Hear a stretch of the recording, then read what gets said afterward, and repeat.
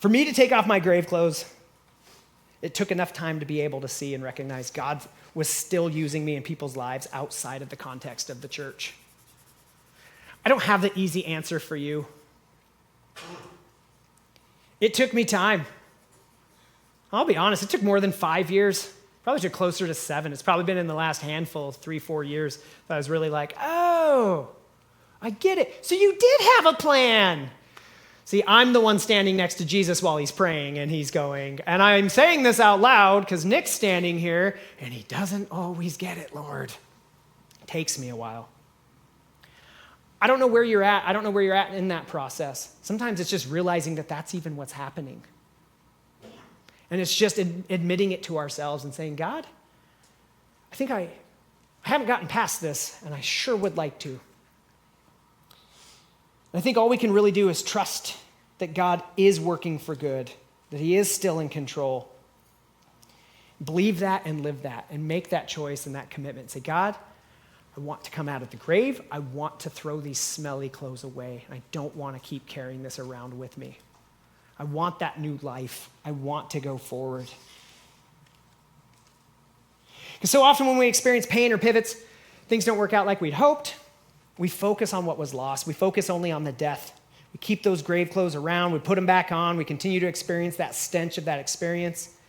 And there's value in remembering. I'm not saying that there's not. There's value in that.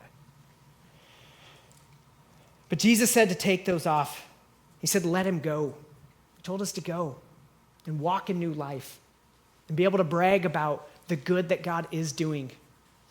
I used to think when I was a kid that I didn't have a cool testimony. When I was a youth pastor, I'd go to youth camp, and there was always the camp speaker, and he always had the coolest testimony. He was like, when I was 7, I was stabbed, and when I was 13, I joined the Hells Angels, and when I was 15, and it's like, whoa, and I'm sitting there like oh, lucky, because I didn't have a cool testimony like that.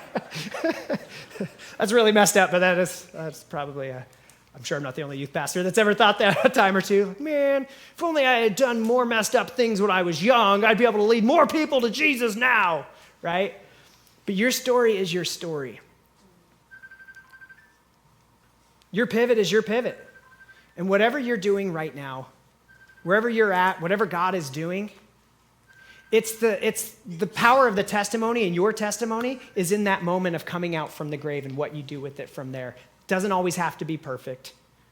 It doesn't always have to happen right away. God is patient enough to love you through the process.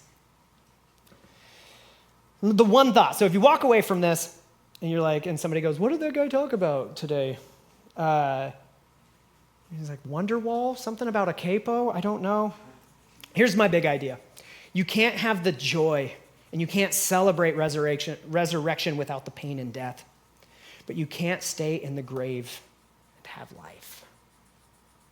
At some point, we have to make that decision to get out of the grave.